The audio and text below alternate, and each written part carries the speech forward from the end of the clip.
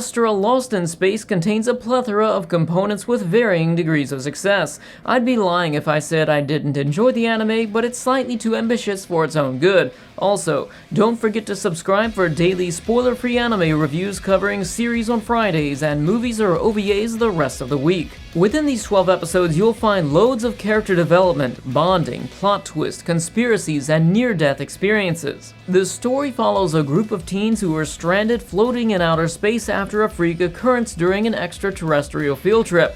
To survive, they'll need to overcome their differences and work as a team. The only problem is that most of them don't get along and they've never been tested to this extent. I appreciated their gradual character development as they initially argued until they broke down, subsequently revealing their respective emotional trauma inhibiting their confidence, then coming together to mend these old wounds as a team. These characters experience a relatable degree of internal struggles as they work through realistic memories of childhood trauma. For example, one suffered the pressure of a parent who relentlessly forces their dreams upon him in hopes of living vicariously through his success without once acknowledging their son's contrasting priorities. Another suffered from her mother constantly berating and humiliating her, telling her that she was worthless and never to do anything to draw attention to herself.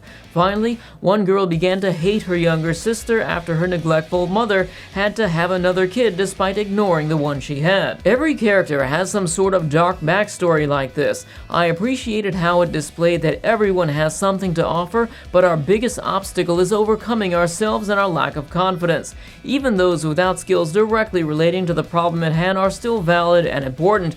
No one is useless, and our self-doubt not only compromises our own success, but our ability to make friends. Through teamwork and bonding, these characters begin to open up, becoming closer to each other, which allows their true skills to shine. However, it isn't all sunshine and hand-holding because there might be a traitor within their midst. Considering their grave circumstance, they prioritize food over tearing apart what few bonds they have with infighting. Luckily, the random spaceship that conveniently appeared next to them as they float lifelessly in space has a warp engine, allowing them to make pit stops at Class M planets for resources on their way back home. In addition to the character drama aspect of its narrative, there's also a heavy adventure presence as each planet brings its own unique wonders and dangers. With each of these abstract hurdles brings a varying degree of suspense.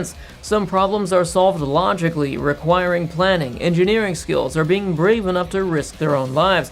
Others felt a little too convenient to be genuinely thrilling. Astra also introduces heavy mystery elements from its introduction, preventing the anime from feeling like an episodic adventure series. Instead, this intrigue occupies our mind through the entire plot as we're bombarded with one shocking realization after another. Your enjoyment of Astra will solely hinge on your expectations and suspension of disbelief. If you come into it expecting a thrilling sci-fi anime for 15-year-olds, then you'll have a good time. On the other hand, if you're expecting it to be 100% logically consistent, then you're gonna hate it. While I didn't think all of the loose ends were properly tied, everything was explained one way or the other. I think the most impractical convenience was the spaceship being within reach after their teleportation into space. Space is pretty big, and these characters basically hit the lottery. If you can get over that, you'll probably enjoy yourself. There was also one massive explanation towards the end that didn't make any practical sense at all, but this is one of the few times my hands are fully tied due to spoilers. But I will say that you can't convince that many people to keep that big of a secret for that long. For a series as short and as dense as Astra, I appreciated its conclusive ending and extensive afterstory. I thought most of the individual character arcs were wrapped up nicely. It's certainly the type of ending that will create an emotional response proportionate to your connection to its characters. I'm a bit older than its target audience, so I wasn't as invested as many of its fans were. I don't mind shows aimed at a younger audience. If I did, I'd have a hard time reviewing anime. It's just that there were times when they became overly sentimental or cute and comedic. In my opinion, if a story is of a serious nature, then those aspects should be more subtle. It's not bad for this type of anime, but some older fans may consider it a hurdle. Overall, I give Astra Lost in Space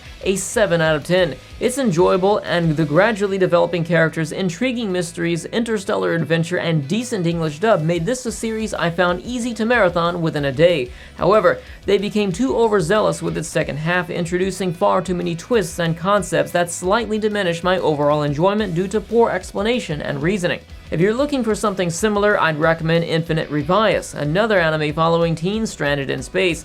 I haven't finished it, but I do know it takes itself more seriously than Astra. So what do you think of Astra Lost in Space? Leave a like if you enjoyed the video and share with a friend if you know someone who's into sci-fi anime with a bit of mystery. Thanks to Nia-chan for 3rd tier Patreon support, and I'll see you tomorrow with my review of Maquia, When the Promised Flower Blooms.